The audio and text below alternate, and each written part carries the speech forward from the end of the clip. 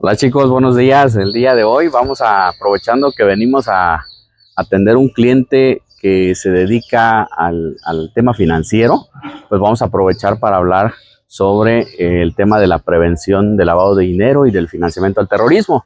Se dice mucho de esto y por esa razón es que vamos a abordarlo desde el punto de vista primero. Si vamos a hablar de prevención del lavado de dinero, primero tenemos que saber qué es el lavado de dinero, y para eso pues también debemos saber que el lavado de dinero no es otra cosa más que un proceso.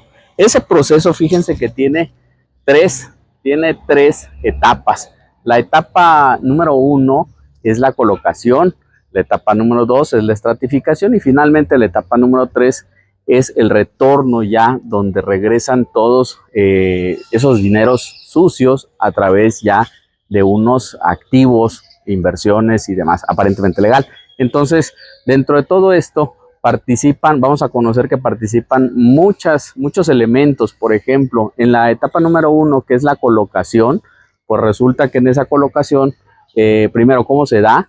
Se da a través de depósitos, a través de transferencias, principalmente. Y lejos de lo que se pensara que van a ser depósitos de gran cuantía, de gran valor, es decir, montos muy grandes, a veces también vienen disfrazados de montos muy pequeñitos, justamente porque los lavadores de dinero, los defraudadores fiscales pretenden pasar desapercibidos, y en ese sentido pues también logran a través de cantidades muy pequeñas, logran distraer la atención de las autoridades, del sistema financiero. Y es que también aquí un paréntesis para poder comentar una situación. Primero, se creía que el tema del lavado de dinero únicamente era para el tema de los narcotraficantes, cuando en realidad no es así.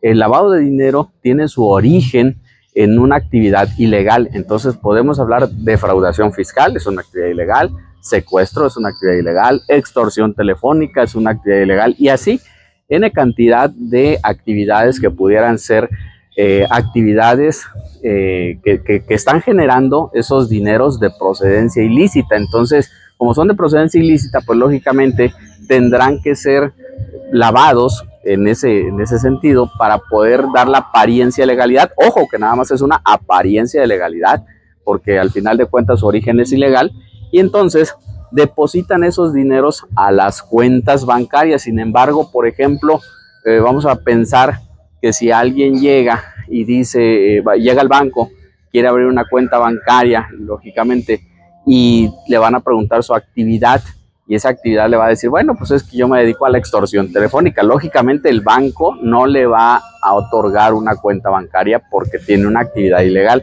Y es aquí donde empiezan a nacer, por ejemplo, las empresas fachadas, los prestanombres, que de alguna manera, se constituyen empresas que únicamente van a simular que están teniendo operaciones. Y lo peor aún, que eso nos lleva también a la fase número 2, que es la estratificación.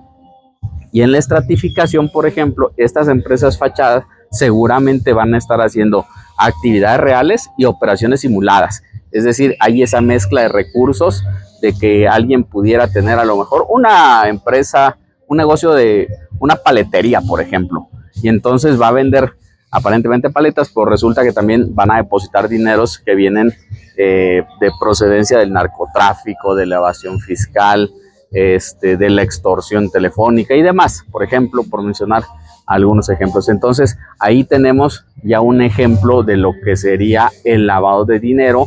Y también esto mismo nos lleva a que no solo va a ser una, sino que van a ser varias empresas. Por eso se llama estratificación, donde van a simular unas operaciones con otras entre el mismo grupo de empresas. Estas empresas, por decirlo así, es nada más un dicho, porque al final de cuentas bien pudieran ser personas físicas o personas morales. Así es que hay que estar muy atentos a esto, porque se van a disfrazar de empresas que normalmente existen. Incluso pueden llegar a tener una ubicación física, pueden tener un local comercial, porque les recuerdo que la intención de los lavadores de dinero es disfrazar en realidad una actividad, y entre más real se parezca o sea, pues resulta que va a dar esa apariencia de legalidad de que todos los dineros que lleguen a través de ese negocio, pues resulta que parece que sí son reales, son lícitos, cuando en realidad seguramente la paletería de la que les estaba hablando hace un momento sí vende paletas, pero resulta que vendió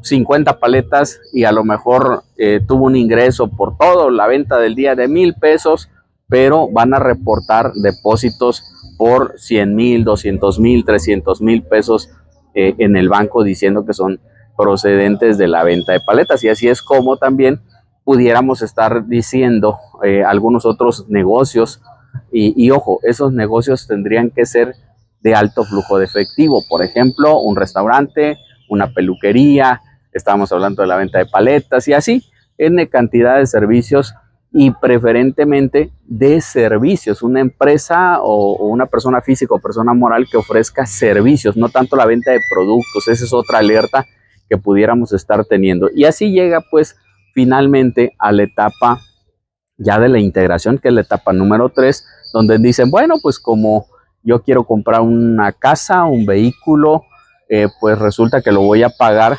del negocio de las paletas, del negocio de la barbería, por ejemplo, del negocio de lavado de autos, y entonces van a hacer una transferencia. Así es que de esa forma pues van a dar apariencia, ojo, solo esa apariencia de legalidad de un dinero que tiene origen ilegal, que parece tener un origen legal, solo esa apariencia, porque al final de cuentas toda esa parte pues se va a quedar desprotegida, no va a tener como esa situación en donde pudiera estar teniendo o identificando ese tipo de operaciones, y por esa razón se llama operaciones con recursos de procedencia ilícita. Ese es el nombre técnico, de hecho. Y también aquí vale la pena aclarar que en México tenemos una ley que se llama la Ley Federal de Prevención de Operaciones con Recursos de Procedencia Ilícita. Esa ley nace en el año 2012 y entra en vigor ya en el 2013. Esa ley, como su acrónimo pudiera ser LFPORPI. Sin embargo, también nos vamos a encontrar en muchos documentos en internet algunas referencias como ORPI, que significa Operaciones con Recursos de Procedencia Ilícita. Es el acrónimo. Pero también, por otro lado, vamos a encontrar o vamos a leer el término PIORPI. La P y la I hacen referencia a prevención e identificación, es decir, hay un momento antes y durante y después. Entonces ahí está ya la prevención e identificación de operaciones con recursos de procedencia ilícita. Y finalmente la LFPORPI, que sería el nombre técnico de la Ley Federal para la Prevención e Identificación de Operaciones con Recursos de Procedencia Ilícita. Así es que ahí están, chicos. Esto es lo que es el tema de lavado de dinero y su prevención. ¿Cuáles serían, por ejemplo, los elementos de la prevención? Ahora que ya conocemos qué es el lavado de dinero, los elementos de la prevención, pues si bien es cierto, no son sencillos, pero tampoco es tan complicado como parece. Resulta que podemos tener políticas, procedimientos, y estas políticas y procedimientos pues los vamos a documentar en un manual de prevención de lavado de dinero. Debemos brindar capacitación sobre este tema a todos los trabajadores, a los funcionarios, incluso a los socios de la empresa. Hay un proceso que también se llama debida diligencia del cliente, que es donde nos obliga a conocer, a identificar con quiénes estamos teniendo relaciones comerciales, es decir, nuestros clientes, todo hacia afuera de la empresa serían clientes, proveedores. Así es que hay un proceso de conoce a tu cliente, pero también pudiéramos estar hablando de conoce a tu proveedor. Y al interior de la empresa sería conoce a tu empleado, conoce a tu funcionario, conoce a tu apoderado, conoce incluso a tus socios. Así es que esos son los esquemas, por ejemplo, que tenemos que tener en cuenta para prevenir. Además, ¿verdad?, de que también pudiéramos contar con sistemas de prevención de lavado de dinero, un sistema de alertas como lo tienen los bancos, los centros cambiarios, los transmisores de dinero, las sociedades financieras en general, están obligadas a tener un sistema de prevención de lavado de dinero. Sin embargo, también, por otro lado, tenemos las actividades vulnerables, que estas todavía no están obligadas a tener un sistema, pero sí deberían de tener, es decir, es de manera opcional hasta este momento. Y vamos a estar hablando más adelante también sobre el tema de las actividades vulnerables, estas que supervisa el SAT.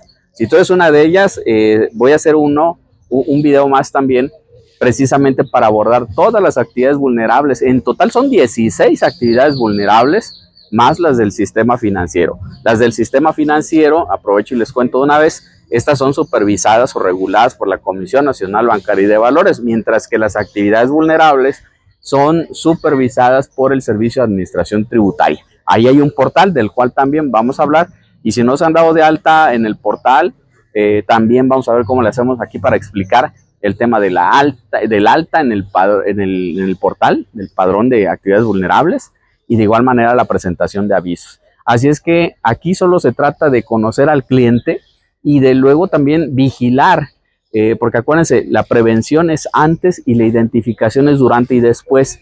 Entonces, en la prevención, en la etapa de la prevención, tenemos nosotros que identificar a nuestro cliente. Ahora, ya en la identificación, ¿cómo lo vamos a hacer? A través del análisis de las operaciones que nuestros propios clientes estén teniendo en ese momento. Es decir, las transacciones con las cuales se estén realizando, ahí es donde vamos a estar revisando cada tipo de operación, el monto, la fecha, por ejemplo, la periodicidad incluso, o como les decía también, aquellas cantidades grandotas o aquellas cantidades pequeñitas que han sido disfrazadas de cantidades pequeñitas porque en realidad fueron cantidades grandes pero fraccionadas. Entonces es ahí donde hay un tema de pitufeo que se le llama también.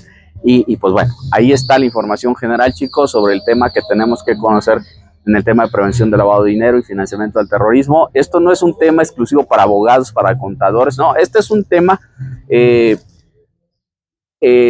involucra a muchas profesiones, contadores, por ejemplo, desde el proceso de la contabilidad, pudiéramos estar pensando una doble contabilidad, los abogados también que pudieran estar participando en los procesos de constitución de empresas que luego van a ser fachada.